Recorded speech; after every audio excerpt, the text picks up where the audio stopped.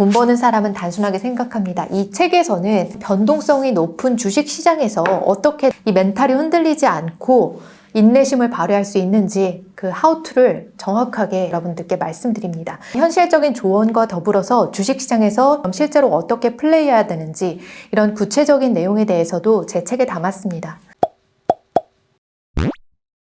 반갑습니다. 한주주입니다. 투자 때문에 불안할 때, 그리고 앞으로 가족들 먹고 살 문제가 막막할 때, 이렇게 저렇게 돈 걱정 때문에 밤잠을 못 이룰 때, 그럴 때 막 무작정 투자에 뛰어들었다가 오히려 더 힘든 상황에 처하신 분들도 계실 텐데요. 그러다 보니까 부자는커녕 그냥 평범하게만 살아도 좋겠다, 그렇게 말씀하시는 분들도 부쩍 늘었다고 합니다. 근데 이렇게 부자는커녕 평범하게만 사는 거, 평범한 것이 얼마나 힘든 건지 그거를 정말 실감하는 요즘입니다. 돈에 대해서 막연하게 이렇게 불안감에 휩싸일 때는 일단 행동에 돌입하기보다는 일시정지 버튼을 누르는 게 필요합니다. 내 행동에 일시정지 버튼을 딱 누르기 위해서는요, 어떻게 해야 될까? 먼저 내 불안의 근본적인 원인을 좀 생각해 봐야 할 겁니다. 철학자 중에 되게 제가 좋아하는 철학자가 한 분 계시는데 알랭드 보통입니다. 이분이 이 책을 정말 재미있게 잘 쓰시더라고요. 이분이 불안에 대해서 좀 납득할 만한 이야기를 하나 해주셨는데, 이 알랭드 보통이 정의하는 불안은 지위로부터, 그리고 달리 말하면 사회적인 계급으로부터 기인한 거라고 하더라고요.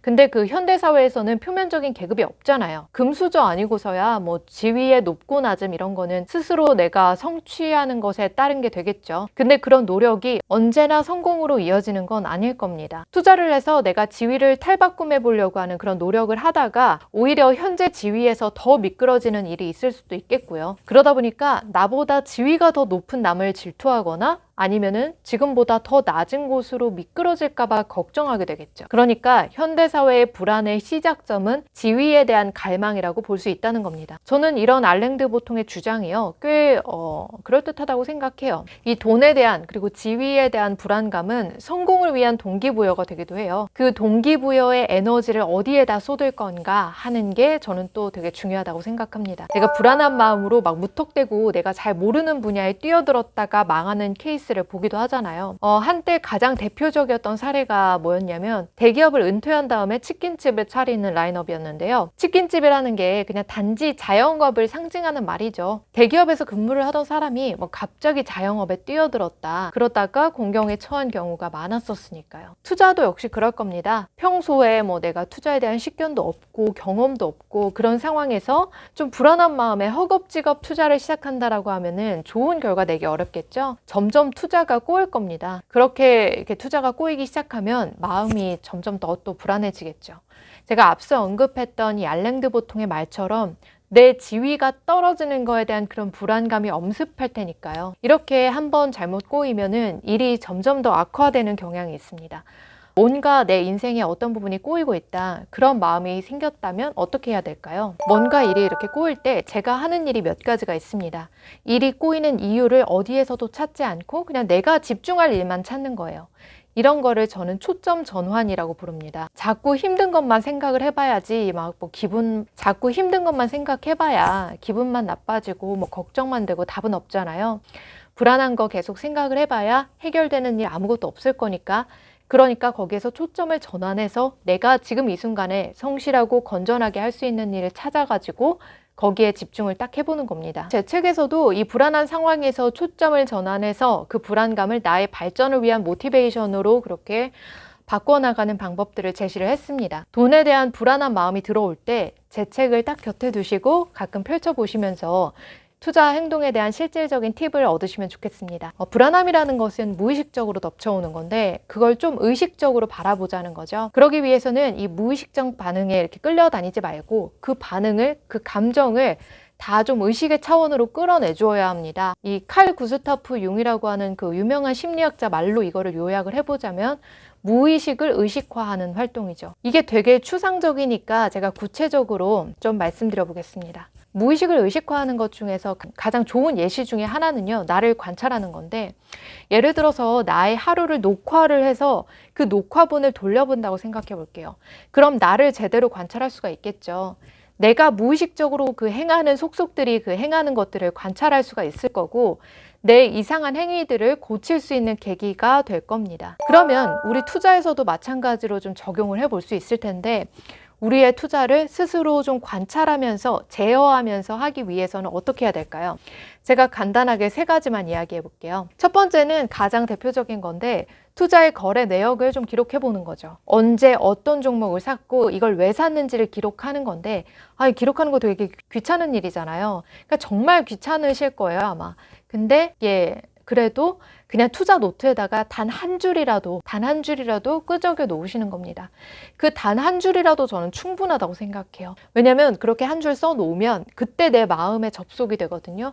그러면 내 기억을 더듬어서 과거의 내 투자를 좀 관찰할 수 있을 겁니다. 그리고 두 번째는 투자 계획을 수립하는 것과 관련이 있는데 내가 가고자 하는 길이 있잖아요. 그 길을 미리 만들어 놓고 투자를 하는 거예요. 내가 만들어 놓은 그 길을 따라서 딱딱딱 걸어가면은 자연스럽게 내 투자에 대해서 관찰이 되는 거잖아요. 저 같은 경우에는 그 길이라는 게 뭐냐면 빚 없이 우량주에 장기 투자하고 또 한 번 사면은 3년 이상 조건 없이 보유한다.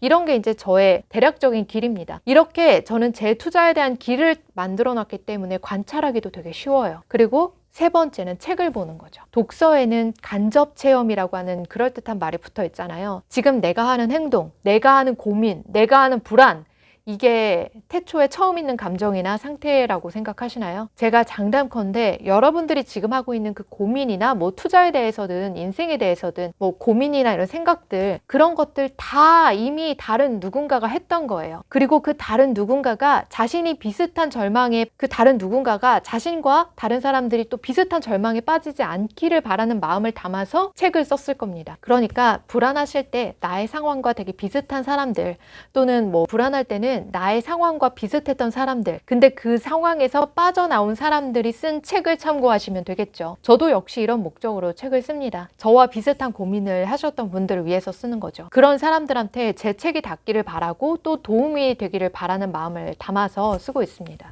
어차피 책 쓰는 거는요, 작가한테 돈이 안 돼요. 책 쓰는 거는 정말 뭐 완전 유명한 베스트셀러 유명 작가 아니고서는 뭐 99% 일반 작가는 뭐 책만 써서는 생계 연명이 안 됩니다. 그럼에도 불구하고 쓰는 거는 그 쓰는 행위가 나와 타인에게 도움이 되는 부분이 있다고 생각해서겠죠. 모든 사람들이 아마 이런 생각을 가지고 책을 쓰는지는 모르겠습니다만 뭐 저는 그렇습니다. 저와 비슷한 사람들 중에서 뭐 100명 중에 1명, 아니 1000명 중에 1명만에게라도 도움이 좀 되고 싶은 마음인 거죠. 혹시 뭐 투자를 하시다가 아니면 인생을 살면서 진짜 마음이 불안하고 답답할 때, 그런 때 있으시다면 또 그런 불안한 것들을 여러분들도 이렇게 저처럼 글로, 책으로 한번 써보시면 좋을 것 같아요. 책은 너무 장황하다. 그냥 글로 한번 써보세요.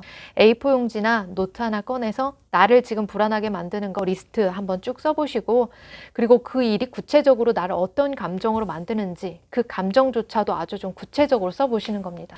그렇게 쓸 때는 어차피 나만 볼 거니까 뭐 더러운 비속어도 가리지 않고 다 쓰시는 겁니다. 사실 이렇게 한두 번만 하셔도 투자에 대한 불안감은 정말 많이 해소되실 겁니다. 물론 이 묵은 기간이 길면 길수록 더 오래 걸리겠지만요, 이렇게 하는 거는 뭐 불안에서 빠져나와서 내가 할 수 있는 가장 사소한 일부터 한 걸음 뗄 수 있는 그런 힘을 줍니다. 내가 이제부터라도 티끌을 차곡차곡 쌓아가야지, 그런 힘을 주는 겁니다. 저도 미래의 일을 참 걱정 많이 하는 사람 중에서 하나고, 노후 대비에 대한 불안감 같은 것도 물론 있고요. 항상 생각하고 걱정도 합니다. 제가 좀 걱정 과잉 인간이에요. 왜 어떤 사람들은 막 소개팅 나가서도 그 상대방과 결혼해가지고 뭐 자식 낳고 손주 보는 상상까지 한다면서요? 제가 좀 그런 사람입니다. 저와 제 가족, 아니면 심지어는 아직 있지도 않은 막 아이들에 대한 그런 노후에 대해서까지 정말 구체적으로 생각하는 사람이어가지고, 그래서 저는 투자를 하고 있는 거고요. 그러다 보니까 뭐 20%, 30% 먹는 투자에 전혀 관심이 없습니다. 더 먼 미래, 먼 노후를 준비하는 사람이니까요. 10년 후 10배 또는 10년 후 20배 되는 이런 투자라야지 제 노후가 든든히 대비가 될 거니까, 뭐 그렇게 좀 장기적으로 성장주를 발굴해서 투자를 하든지, 아니면은 필수 소비재에 투자를 하든지, 그렇게 좀 장기적인 관점으로 저는 투자를 하고 있습니다. 정말 노후가 불안하시다면 지금 당장에 10억, 20억 없는 것을 탓하시기보다는 좀 더 먼 미래에 10배, 20배 얻을 수 있는 그런 좋은 주식에 관심을 갖는 게 저는 더 현명하다고 생각합니다. 오늘은 여기까지예요. 주주님들 편안한 밤 되세요.